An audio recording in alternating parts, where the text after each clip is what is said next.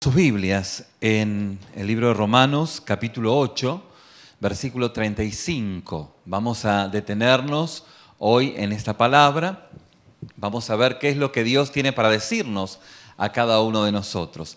¿Recuerda usted en relación a lo que mi esposa venía compartiendo hace unos minutos pasados? La vida está hecha de pequeñas decisiones y la decisión que usted tome hoy en función de lo que está siendo, digamos, confirmado con aquello que usted está escuchando y justamente despertado para atender y entender, usted pueda tomar cartas en el asunto y de esa forma el tomar las decisiones correctas lo ha de ayudar a poder llegar a buen término. ¿Amén? Muy bien. Romanos capítulo 8, verso del 35 al 39.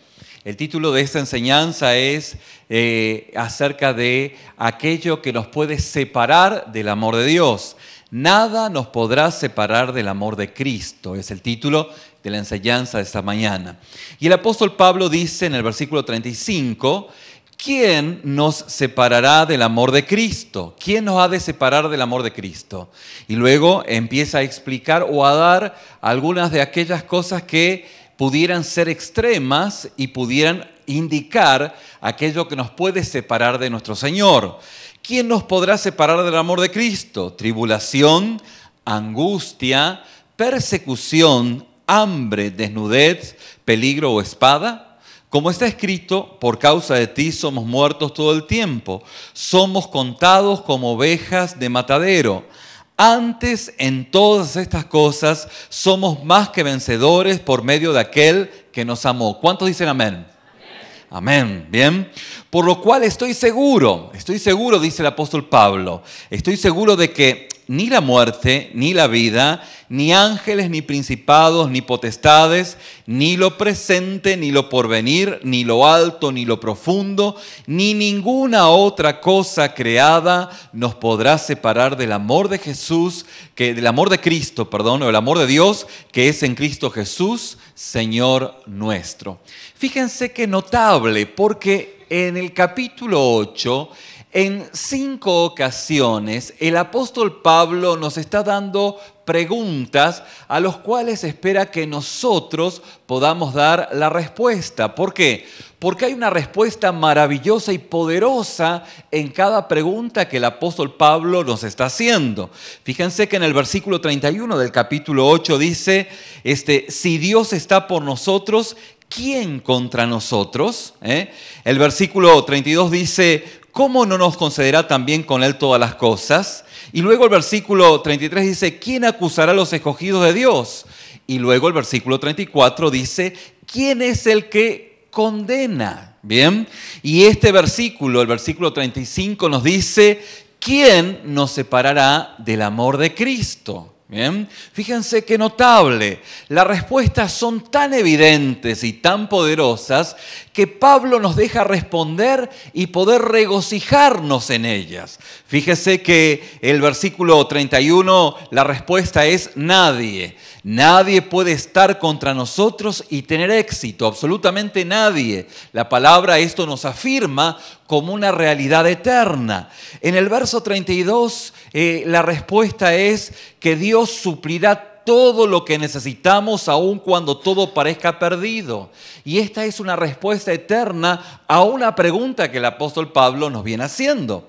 Luego en el verso 33 nos dice nadie puede levantar cargos en nuestra contra en las cortes celestiales, no importa quién nos acuse. No hay quien nos pueda acusar delante de Dios, porque si fuimos lavados por la sangre de Cristo, somos justificados por la obra de Cristo en la cruz del Calvario. Y esta es una maravillosa respuesta que como hijos de Dios tenemos. Y luego en el versículo 34, dice la respuesta, nadie nos puede condenar. Y en el versículo 35 nos dice, nadie ni nada nos puede separar del amor de Dios. Absolutamente nada ni nadie nos puede separar de nuestro Señor. Fíjense qué notable. Pablo escoge mencionar estas cosas tan terribles para que podamos comprender una verdad muy profunda en esta mismísima mañana. El apóstol Pablo dice, tribulación, angustia, persecución, hambre, desnudez, peligro o espada. Todas estas verdades terribles afirman una verdad inconmovible que nos quiere dejar bien en claro que aunque las cosas sean horribles, bien, nada nos puede separar del amor de Dios. En otras palabras, el apóstol Pablo deja bien en claro que hay algunas cosas tan horribles que realmente pudieran alejarnos del amor de Cristo. La respuesta es no. ¿Por qué? Porque el apóstol Pablo da instancias extremas para que nosotros entendamos claramente que absolutamente nada ni nadie nos podrá separar del amor de Dios que es en Cristo Jesús para nuestras vidas. Y esto es una verdad inconmovible, una verdad que en esta mañana es necesario que podamos entenderla en profundidad y de esta forma conectarlo con nuestro diario vivir para que podamos tener una teología clara, centrada y una vida que va profundizando nuestro encuentro y nuestra relación con Dios. Fíjense que el versículo 35 nos muestra tres cosas muy importantes para poder acercarnos al punto en el cual el Señor quiere llevarnos. En primer lugar, nos está mostrando de que Cristo nos está amando ahora. Hay una realidad eterna de una verdad presente. No es algo pasado ni futuro, sino que es presente. Hay una realidad de Dios obrando en nuestra vida hoy, en este mismísimo segundo. Una esposa pudiera decir a su esposo fallecido, nada me separará de su amor, y estará queriendo decir que la memoria del amor de él será dulce y poderosa mientras ella viva. Esto podría ser en cuanto a el amor que puede profesar tanto una esposa como un esposo.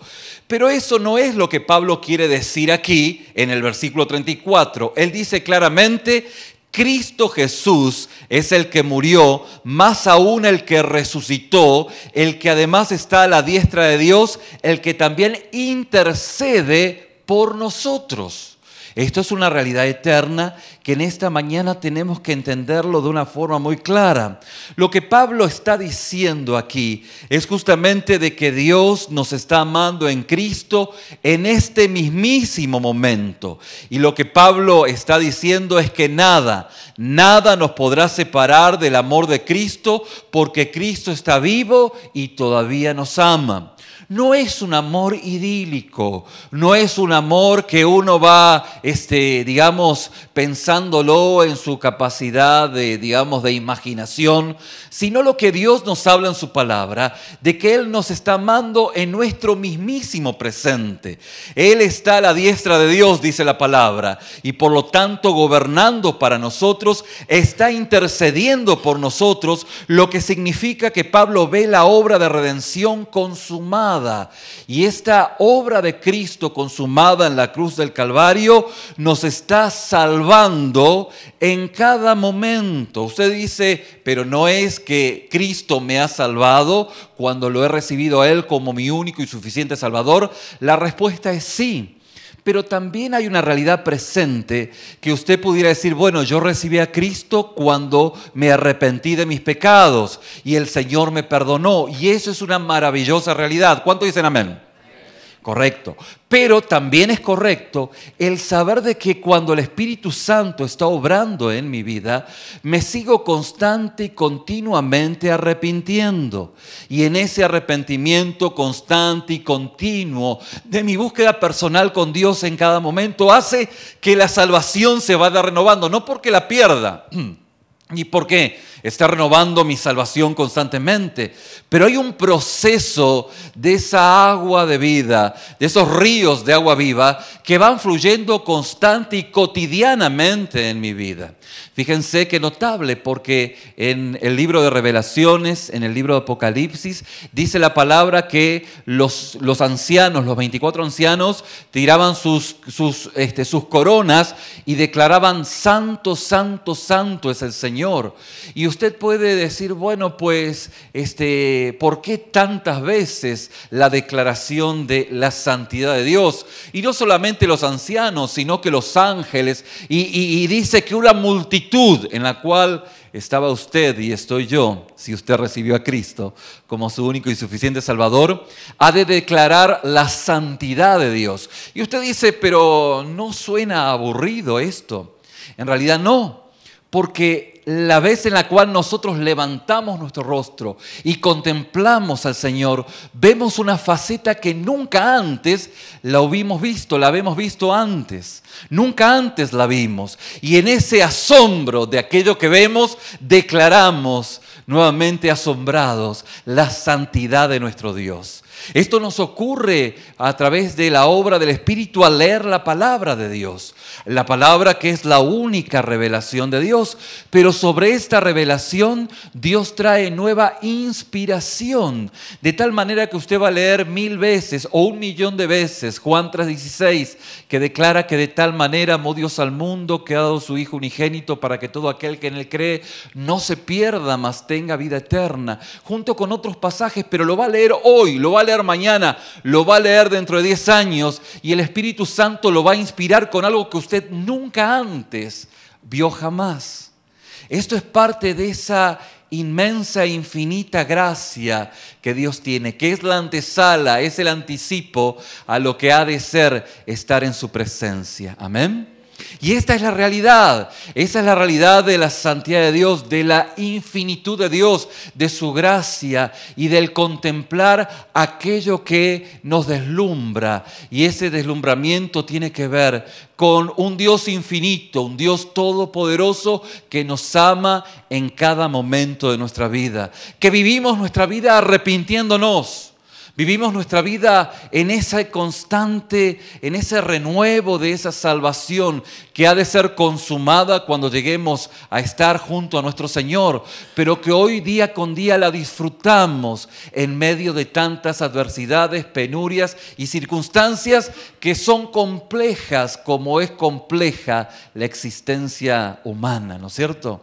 Por eso es que dice la palabra que su amor no es una memoria, es una acción de cada momento que el Hijo omnipotente de Dios, que vive para siempre, realiza para llevarnos hacia ese gozo eterno. Ese gozo que hemos de vivir en la eternidad, pero que hoy se vuelve en ese gozo que no se domestica, como lo decimos semana a semana, ni con la peor de las adversidades. ¿Por qué? Porque como hijos de Dios por el Espíritu entendemos de que Dios nos ama en Cristo Jesús. Y esta es una realidad eterna que por el Espíritu empezamos a poder adquirirla, a poder vivirla, contemplarla y profundizarla en cada minuto de nuestra vida. Esto es lo que primeramente el apóstol Pablo nos está hablando. En segunda instancia nos dice que ese amor de Cristo es efectivo para poder protegernos en cuanto a estar con Él. Estamos escondidos con Cristo en Dios. Dice la palabra en Efesios capítulo 5, versículo 25, maridos, amad a vuestras mujeres, así como Cristo amó a la iglesia y se dio a sí mismo por ella. En otras palabras, el amor de Cristo es para su iglesia, para su novia. Si bien Dios ama a toda la humanidad, hay un amor específico para su novia. Hay un amor eterno para su iglesia. Hay un cuidado de Dios para cada uno de aquellos que profesan a Cristo como su único y suficiente Salvador, sin excepción de ninguna persona. Todo aquel que profesa a Cristo como su único y suficiente Salvador, quien por el Espíritu ha reconocido su condición, se ha arrepentido de sus pecados, la Biblia dice que usted es parte del equipo de Dios, de la iglesia, de su novia. De aquella a la cual Cristo ha dado su vida en la cruz del Calvario. Y este es el amor específico que Dios tiene para cada uno de sus hijos. Es una realidad eterna que nosotros por el Espíritu lo vamos recibiendo. Y en ese amor no importa lo que venga, Dios siempre nos guarda y nos protege, como aquel marido amante que ama a su esposa a pesar de cualquier adversidad. Es un amor que trasciende todo tipo de instancias, ¿bien? Explicábamos en algún momento que hay 3 clases de amor, ¿eh? Yo te amo si haces tal o cual cosa, pero eso es un amor egoísta, siempre lo referimos en los matrimonios, ¿bien? Yo te amo si vos haces tal o cual cosa. Cuando se termina el sí, se termina el amor. Eso es un amor egoísta. Yo te amo porque sos el padre de mis hijos, porque traes el cheque, ¿eh? Yo te amo porque estás guapo, porque estás guapa. Pero cuando se termina la guapesa, cuando se termina el amor. Y es un amor tan egoísta como el amor sí. Pero el verdadero amor es el amor a pesar de defectos y de virtudes. Es el amor de Dios. Dios nos amó de esa manera. Y cuando el Espíritu Santo está en nuestra vida, nos invita, nos anima, nos exhorta, nos guía a amar de esta manera. El amor tiene esta característica. Y como dijimos en reiteradas oportunidades, el amor siempre se conjuga con otro verbo, porque de tal manera amó Dios al mundo, que dio a su Hijo unigénito. Fíjense cómo se conjuga con otro verbo para darle sentido. Es tanto el amor que uno cuida, protege, que uno da su vida. Esto es la manifestación de los hechos que no se quedan en únicamente los dichos, porque a los dichos se los vuela el viento, a las palabras pues se las vuela el viento. Lo único que queda son los hechos, y los hechos hablan más que 1000 palabras. Esto es lo que nosotros hemos entendido por el favor de Dios en nuestra vida. Y esta es la manera en la cual Dios nos ama.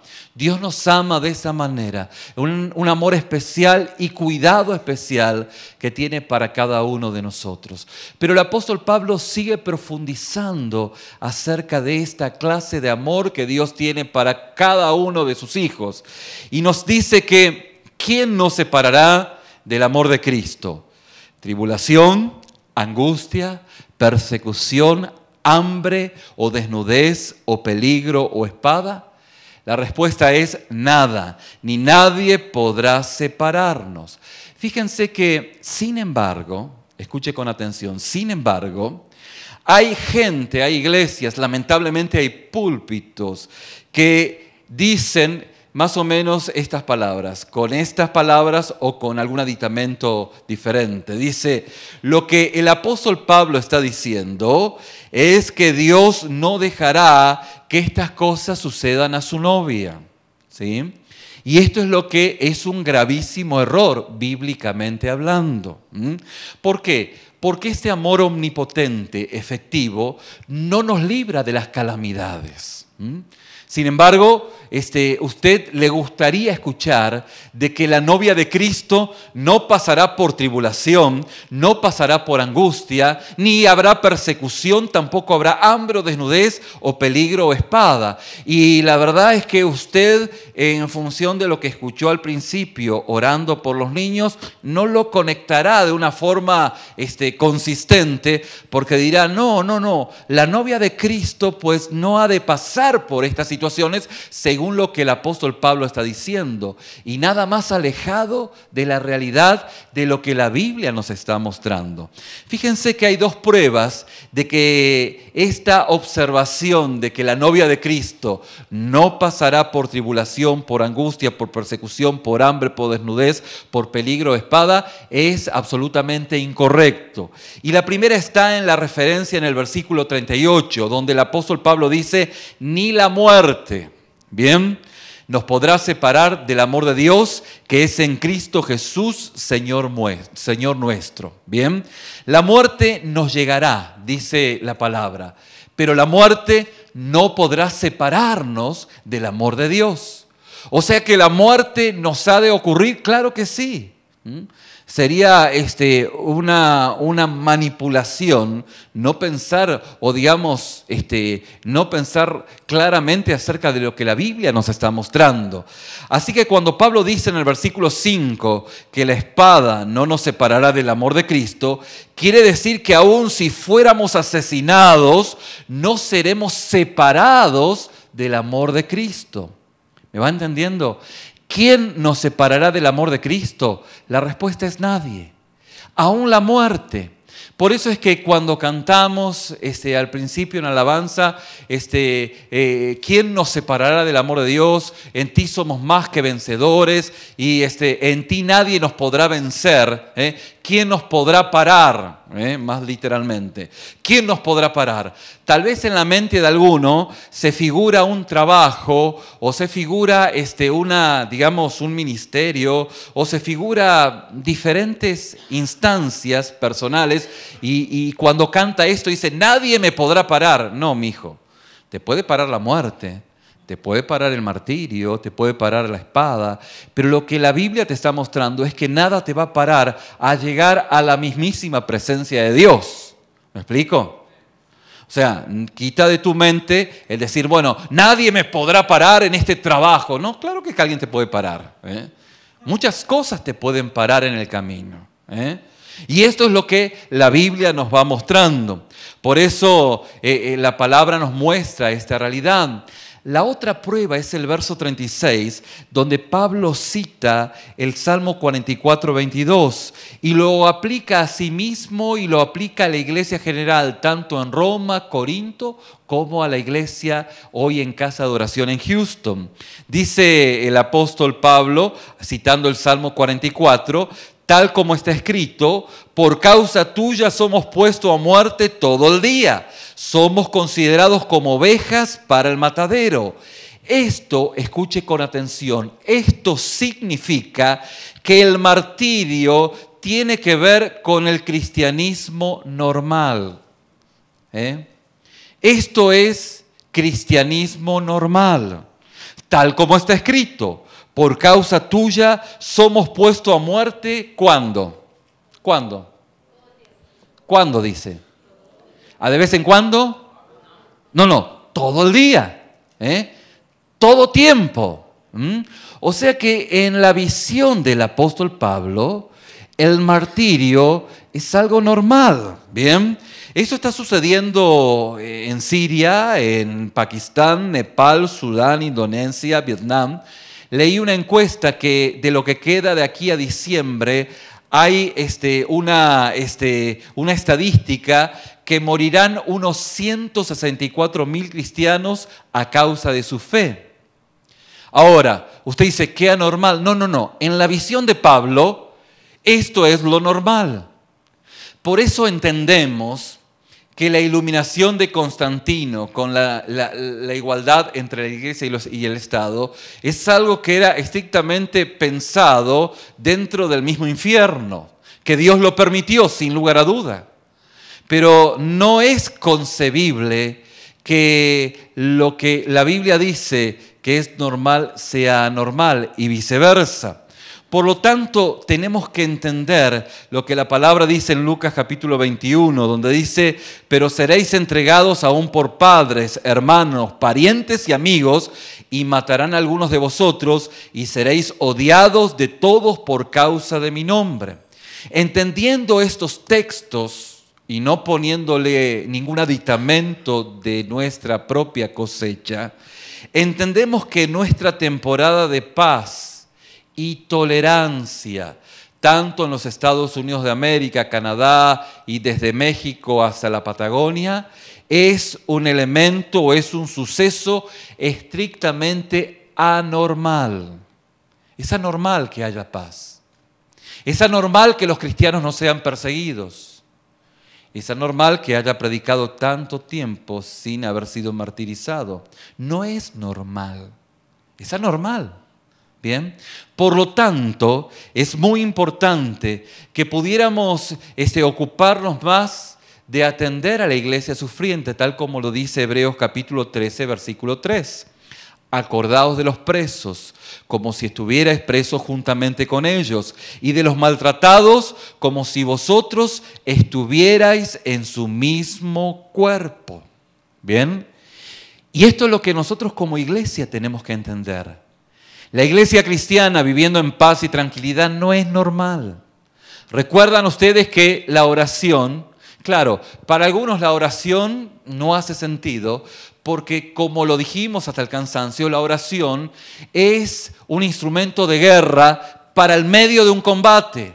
Es un radiotransmisor para saber qué paso tengo que dar en el próximo paso que he de dar, porque el enemigo, estoy bajo fuego del enemigo.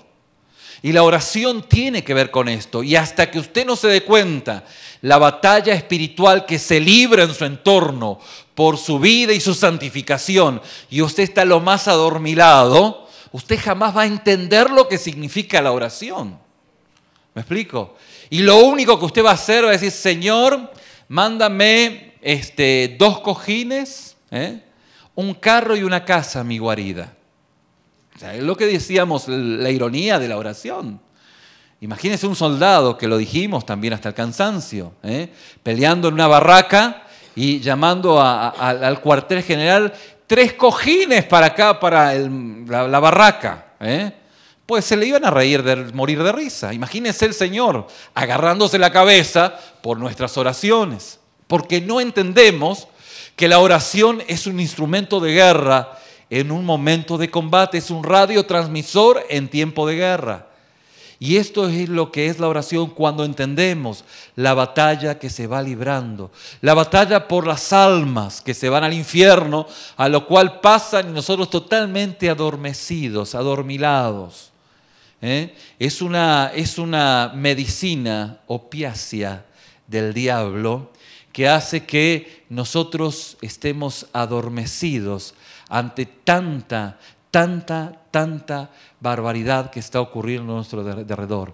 Pero cuando nos despertamos, cuando empezamos a ser despertados por el Espíritu Santo, pues el lugar de oración, la comunión con la palabra, la realidad de estas grandes atrocidades que hoy se están cometiendo contra nuestros hijos, es algo que nosotros empezamos a tomarlo en serio, a orar, a clamar delante de Dios. Y Dios respalda su palabra. No lo miramos como algo: ay, qué extremoso, ay, Aún así este mensaje para algunos puede sonar: qué extremoso. Es extremoso cuando usted está adormecido. Y ese adormecimiento no lo dice la Biblia, pero lo dice un dicho popular, que al camarón, ahí está, ¿no es cierto? Muy bien. Así que esta es la conclusión del verso 35. Jesucristo está amando poderosamente a su pueblo con un amor omnipotente y permanente que no siempre nos rescata de la calamidad. No siempre nos rescata de la calamidad. No siempre. Y este gozo que Dios tiene y que Dios da en nuestra vida siempre se preserva en un gozo eterno en su presencia, aún a través del sufrimiento y la muerte. Esto es evangelio puro. Es ese gozo indomable en medio de la adversidad. Es esa realidad de un Cristo que nos ama a pesar de que no entendemos las circunstancias. Llevamos ya casi 52 enseñanzas de la carta a los romanos.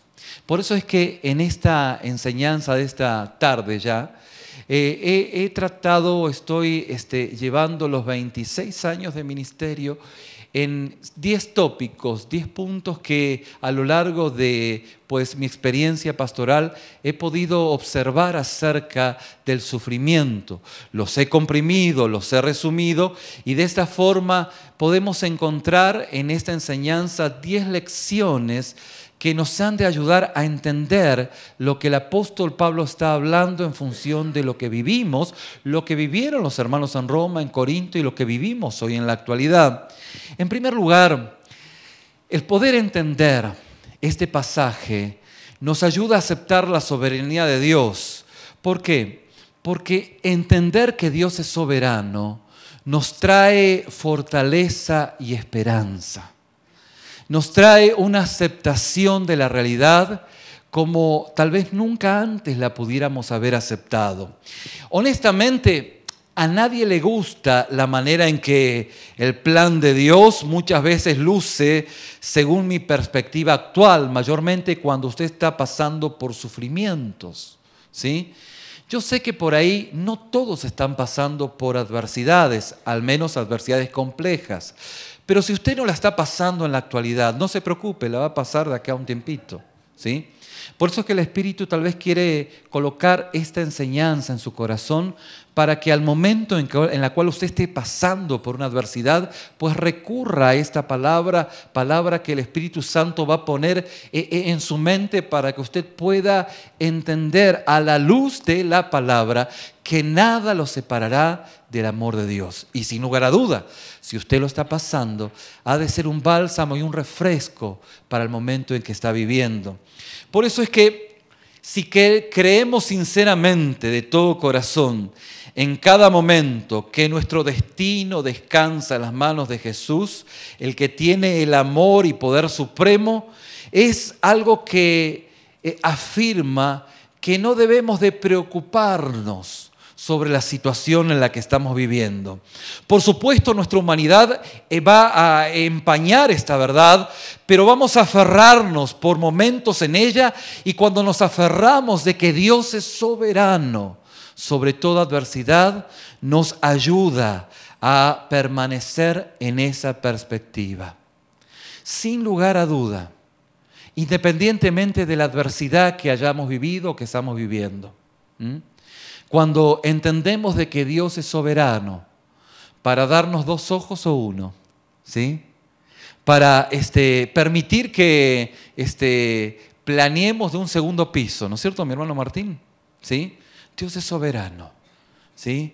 Me ayuda a aceptar y a entender de que Dios me ama aún a pesar de que sus planes no lo entiendo, ¿sí?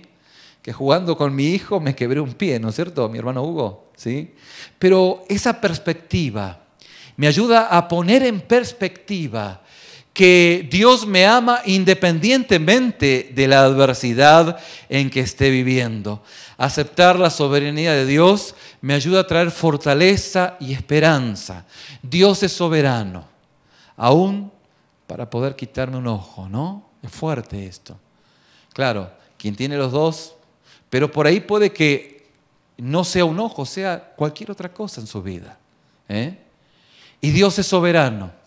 Y en su soberanía, pues descansamos, y ese descanso nos trae esperanza, nos trae fortaleza.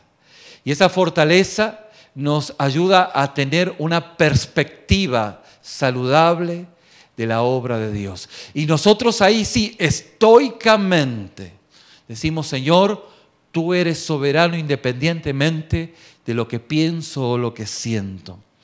En segunda instancia, a través de estos años, he dejado de presumir que conozco mejor cómo funciona el mundo yo que lo que realmente lo conoce Dios. ¿Bien?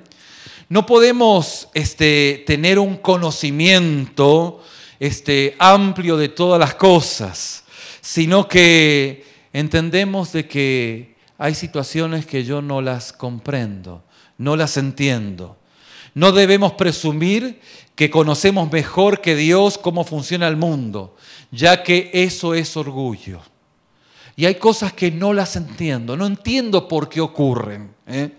Pero fe significa que a pesar de las circunstancias, creemos en su palabra y creemos de que Él nos ama y que nos llevará hacia un buen fin si solo confiamos y obedecemos.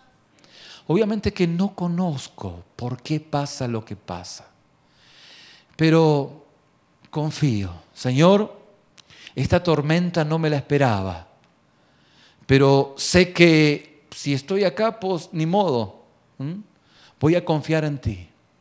Esto nos ayuda a enfrentar desde la perspectiva bíblica la promesa y la confianza, la esperanza y la confianza que tenemos un Dios todopoderoso. Obviamente, las implicaciones de este entendimiento han sido tremendas para mí a pesar de varios momentos difíciles. Yo he podido superar adversidades complejas, tal vez no como la de algunos, pero complejas en mi entorno, sabiendo de que yo no entiendo cómo funcionan todas las cosas. Aún hoy. Fíjense que a veces me cuesta entender las elecciones que muchos de ustedes toman en su diario vivir. Y no las entiendo, pero tampoco la cuestiono. Digo, Señor, voy a orar por la persona para que tú lo ilumines. Si no te escucha a ti, menos me escucha a mí. Pero la realidad es que entender esta verdad de no presumir, conocer mejor que Dios cómo funciona el mundo, es algo que me humilla y quita mi orgullo y me hace depender absolutamente de Dios y su cuidado. Amén. En tercera instancia, entender de que Dios tiene un buen propósito en todas las cosas difíciles que suceden a sus hijos. Vuelvo a repetir. Dios tiene un buen propósito en todas las cosas difíciles que suceden a sus hijos. Fíjense que creo que esta tentación la hemos tenido todos. ¿Bien? Preguntarle al Señor, Señor, ¿qué hubiera sucedido si no hubiera pasado esto? ¿Por qué a nosotros? ¿Por qué, Señor? ¿Por qué pasó esto? A lo que en lo más profundo de mi interior siempre escucho la misma respuesta de parte de Dios. Yo ya sabía lo que iba a ocurrir el día anterior. Yo sabía que ese clavo no iba a ir a la madera, iba a ir para otro lado. Yo sabía que ese escafo se iba a mover, dice el Señor. Yo lo sabía.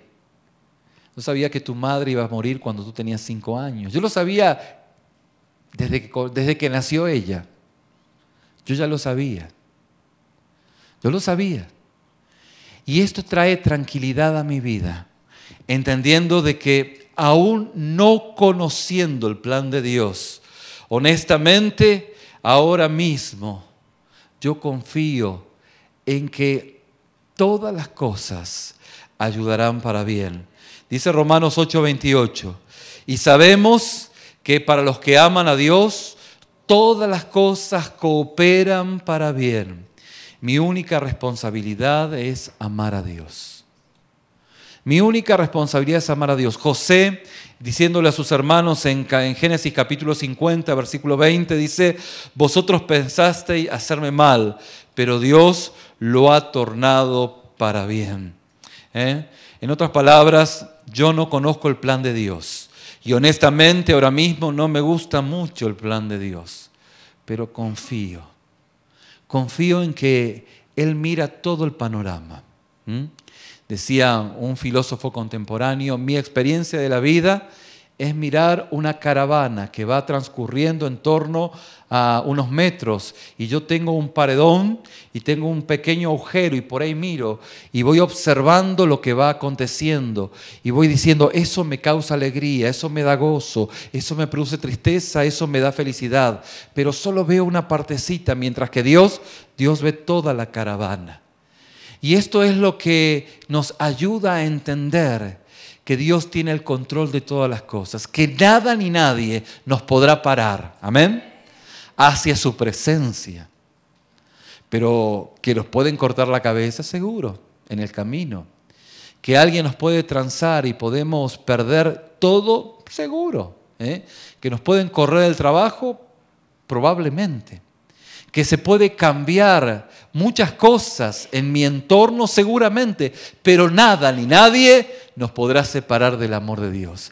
Dios nos ama independientemente de cualquier adversidad. Otra observación, otra perspectiva de la Biblia, de la vida, no es bíblica. No es bíblica. Si usted tiene una agenda personal para decir, Dios me va a hacer rico, pues no. Soberanamente lo puede bendecir, ¿sí? Pero aquel que tranza y avanza, cuando se acerca a Cristo, pues el Señor le saca todo eso, ¿no? Y en su pobreza glorifica al Señor, y gloria a Dios por eso. Si no, pregúntele a los narcotraficantes arrepentidos, ¿sí? Y que recibieron a Cristo como su único y suficiente Salvador. Pues, o dirán, no están bendecidos. No, están sin lana, pero muy bendecidos. Algunos en la cárcel, pero bendecidos. Amén. Muy bien. Fíjese que la muerte y los sufrimientos afirman en nosotros la perspectiva de eternidad. Cuando me siento abrumado con la tristeza por lo que he perdido en mi vida, Dios se apresura a mostrarme su perspectiva eterna. ¿Cuál es la perspectiva eterna? Es que la vida es tan solo un punto luminoso comparado con el futuro que hemos de tener en el cielo. ¿Sí? Ahora, si usted se va a la carta de Pedro cuando dice que para el Señor 1000 años nuestros son como un día, ¿sí?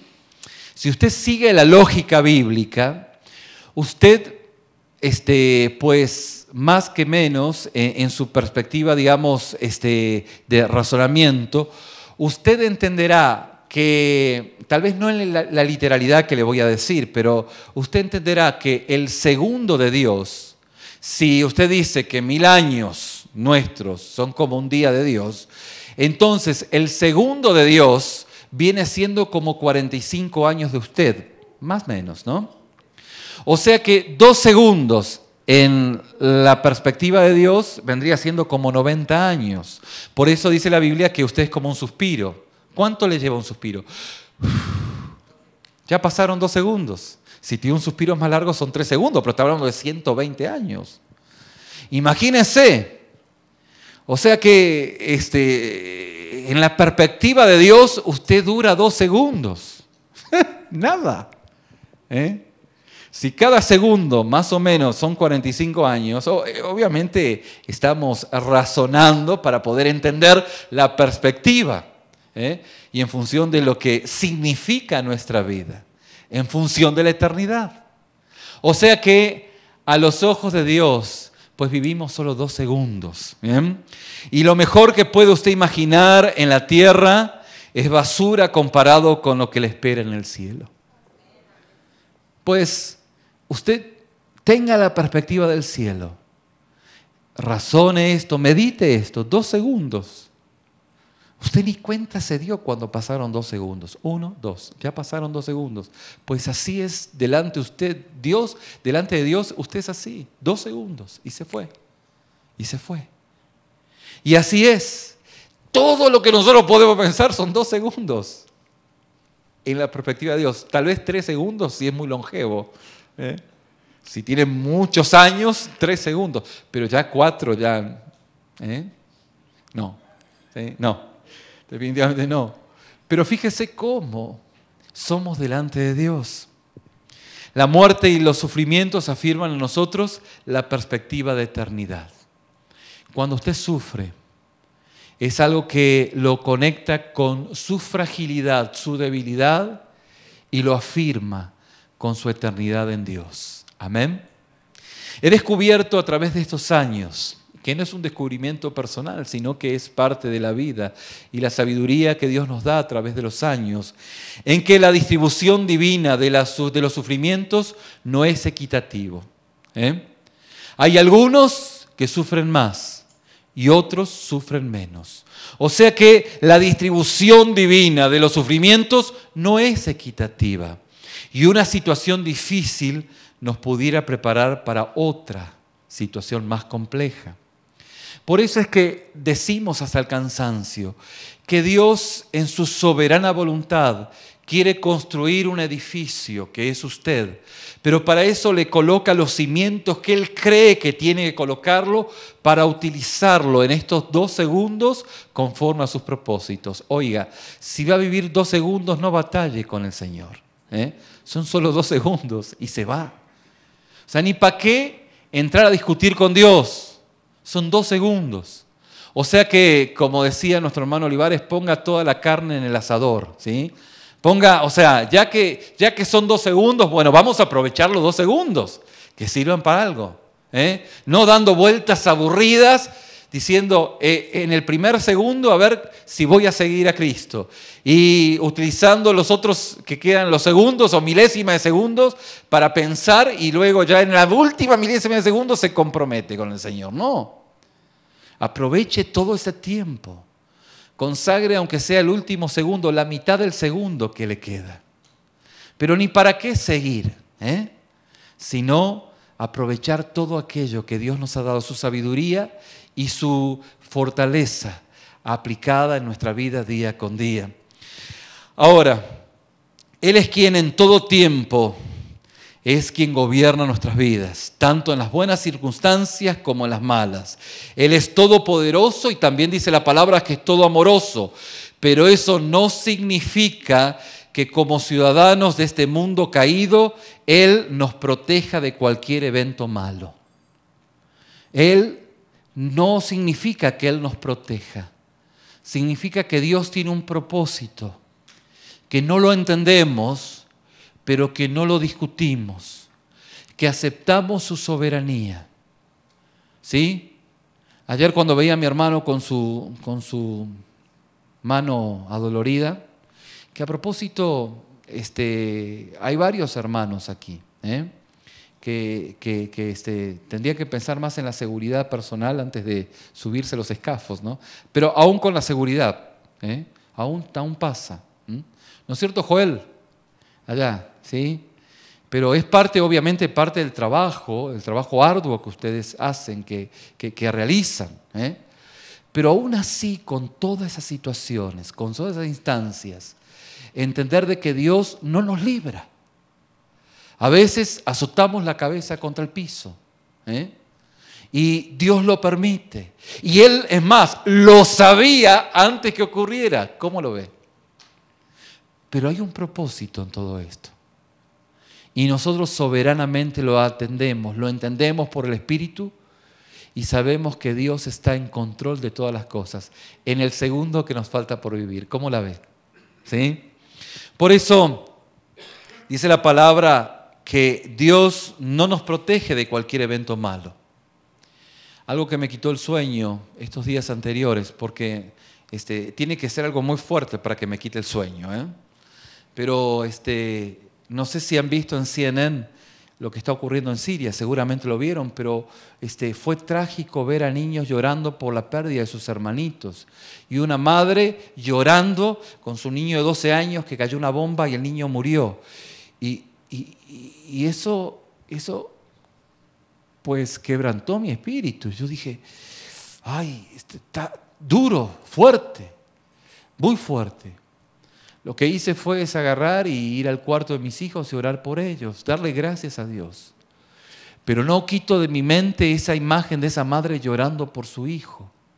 Y esta experiencia nos muestra de que las bombas pueden caer aún sobre los hijos de Dios. Y aunque es incomprensible, Dios ya sabía que esa bomba iba a caer ahí. Y yo no lo tengo, no me alcanza la cabeza para entenderlo.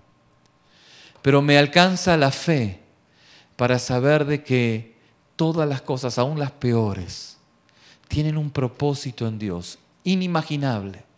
Yo no lo entiendo. El Señor sabía el día 10 de septiembre lo que iba a acontecer el 11, ¿Usted cree que no lo sabía? ¿Usted cree que se le escaparon 2 aviones, 3 aviones? ¡Ay, que se me fueron! No, Él lo sabía lo que iba a pasar el día 11. Él lo sabía. Él sabía perfectamente lo que iba a pasar el día 10. Y esto realmente nos explota la cabeza. O sea, no hay una respuesta lógica, sino hay una observación en cuanto a una humillación delante del Señor.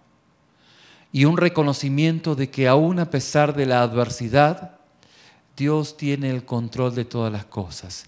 Y que el Señor me ama, aunque no entiendo lo que está aconteciendo.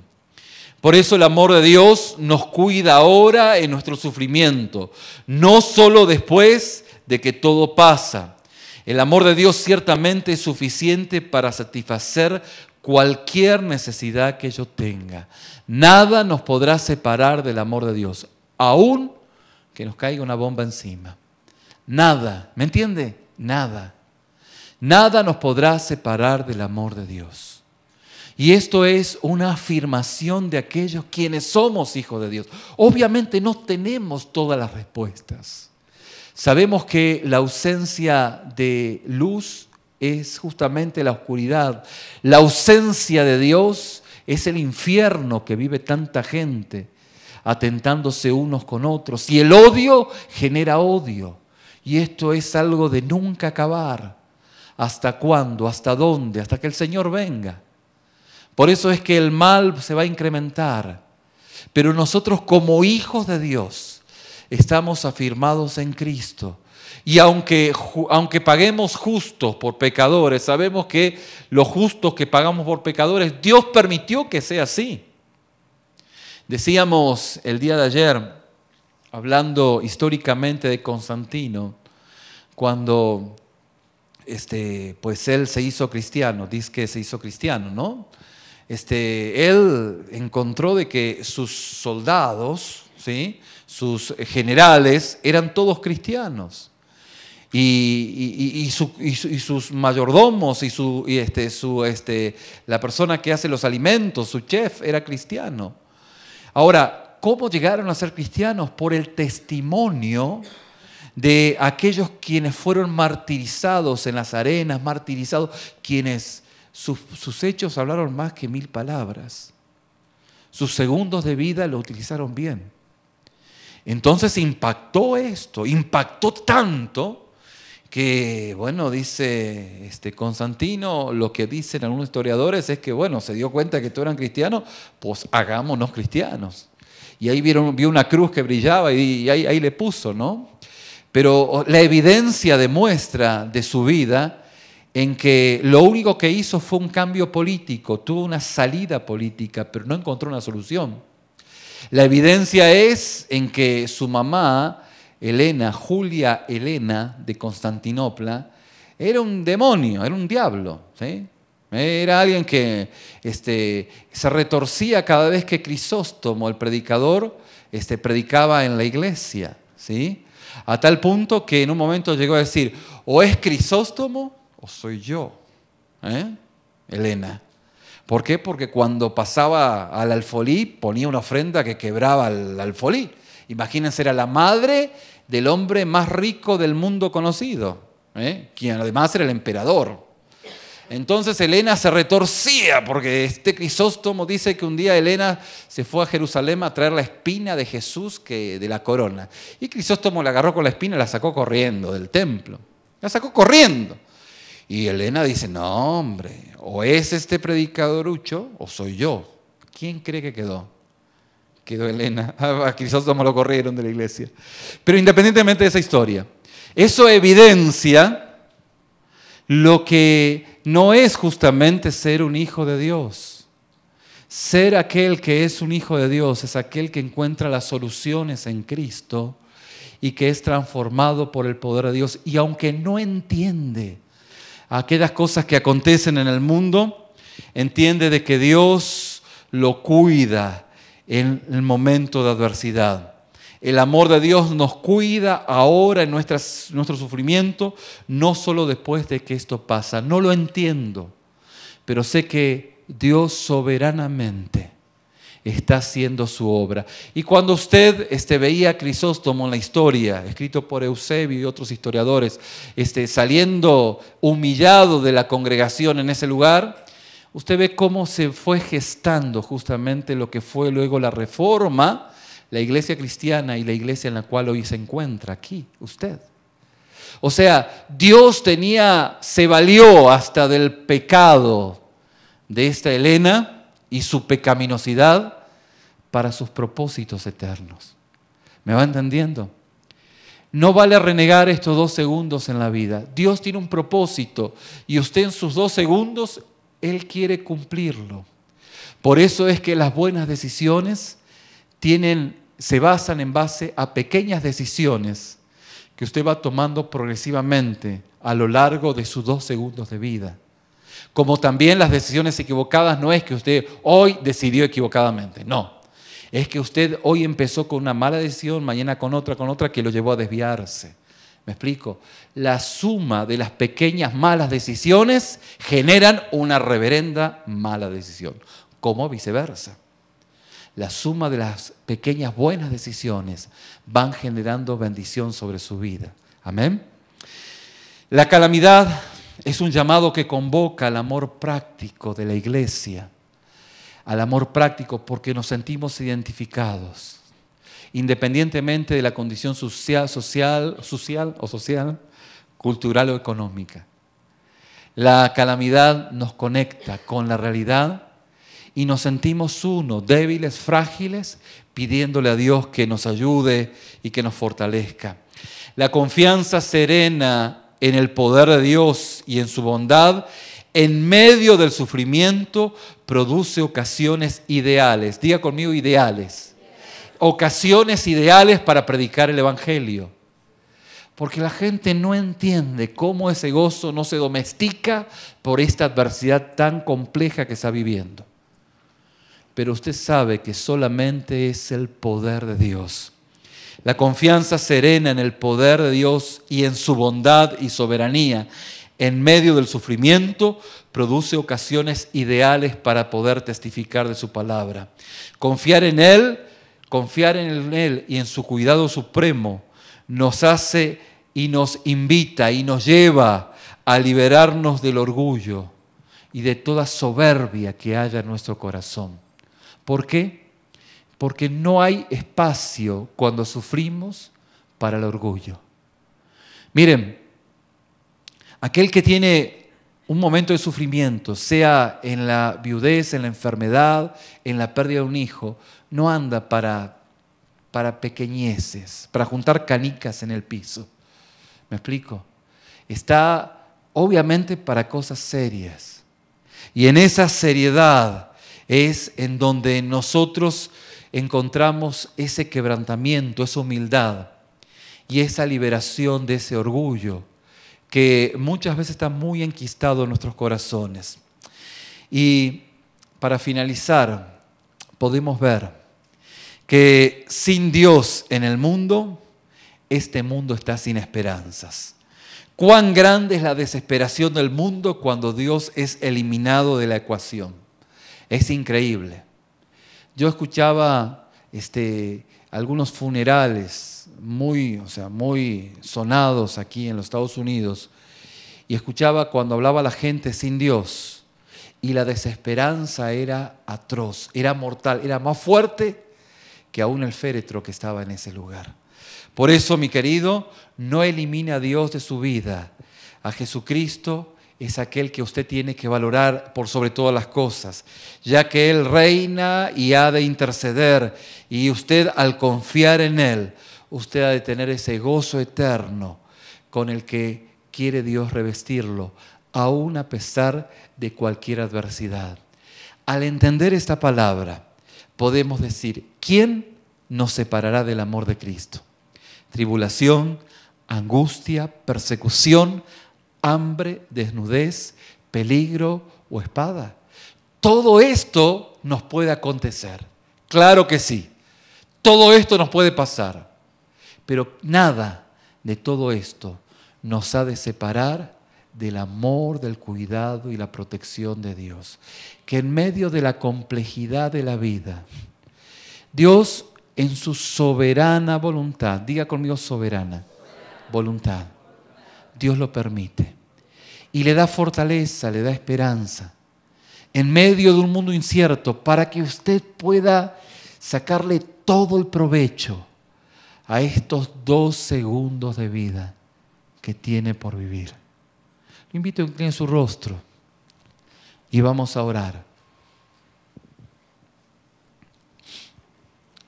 Ya tal vez ha malgastado el segundo anterior.